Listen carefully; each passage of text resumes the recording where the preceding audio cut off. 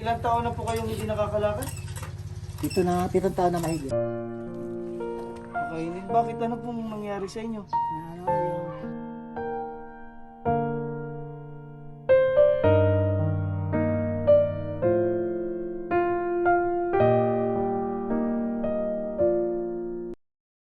Yung kami po ay papasok dito. May aabutan po kami pagmamahal ni Totoy Leonard.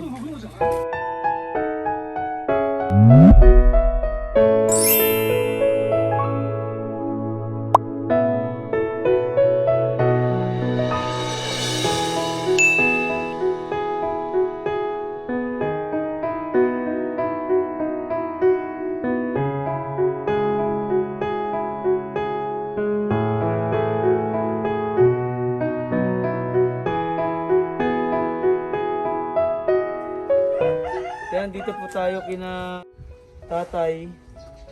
Kumusta po ang buhay ninyo dito, tatay? Ano din, pakainin. Ha? Pakainin. Pakainin. Bakit? Ano pong nangyari sa inyo? Ano, yung bata pa ako, napasma ako sa trabaho. Pasma yun. Dahil panggabi ako sa kunuhan, pang-araw baga ako sa planta, yung pangako ng yelo. Sa yelo po kayo dati nagtatrabaho. Kunuhan at saka yelo, dalawa. Panggabi ako sa kunuhan, pang-araw ako sa planta. Hindi ko alam na gano'n, makapasma. Yung pala, Ano pong nangyari sa paan ninyo, lolo? pasma, hindi makalakad. Hindi na kayo makalakad. Balita ko po ay classmate po ni Leonard, yung apo po ninyo, Oo, si magka-eskwela. Jessica. Oo, magka-eskwela. Magaling po si Jessica at nagiging top 3. Ano po? Swerte po kayo sa inyong apo. Ay, swerte talaga. Ano lang pong kinabubuhay ninyo dito sa inyo po? Yung anak ko nandiyan, nagtatrabaho din. Kasi wala pa 1 linggo nagtatrabaho yung anak kong babae. Ano pong trabaho ng anak nyo? Lalaki, ay babae. Apo. Ay, anak, yaya. Nagkakatulong po. Saan po nagtatrabaho? Diyan sa kabilang kasada din. Ilang taon na po kayong ganyan? Nasa 7 taon na mahigit. Ilang taon na po kayong hindi nakakalakad? Hindi niyo po napacheck up? Ano pong nangyari sa paa niyo? Napacheck up kaya sabi makakalakad daw ako eh. So, hindi rin eh. Katatlong gamot na baga ako nung naano, yung inaturok baga. Opo. 5 dali lang isa, tatlong gamot. Ito po ang bahay niyo, ano?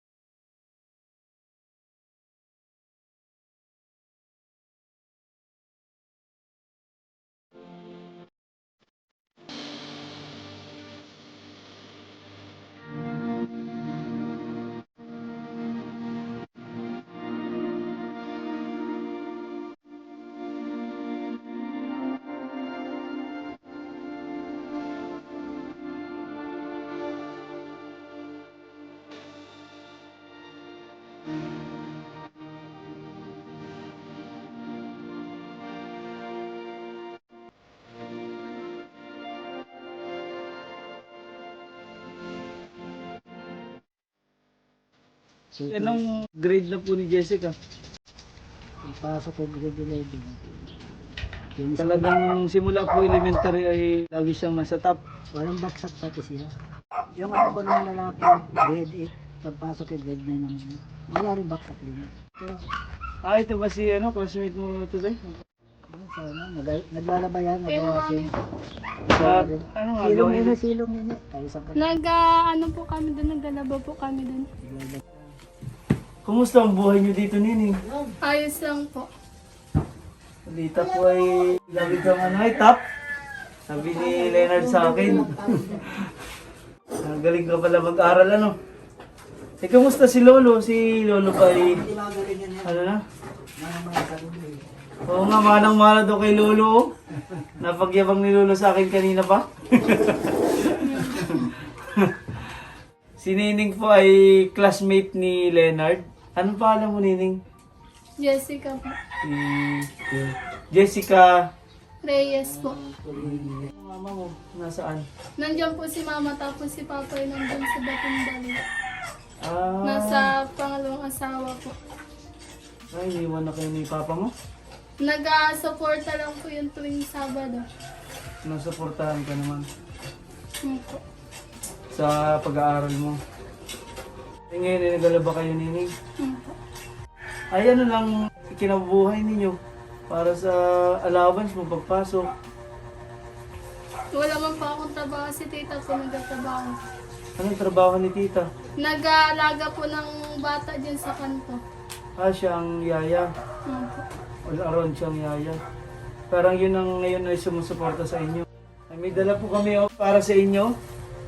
Yan. Groceries. Sa inyo, Lolo.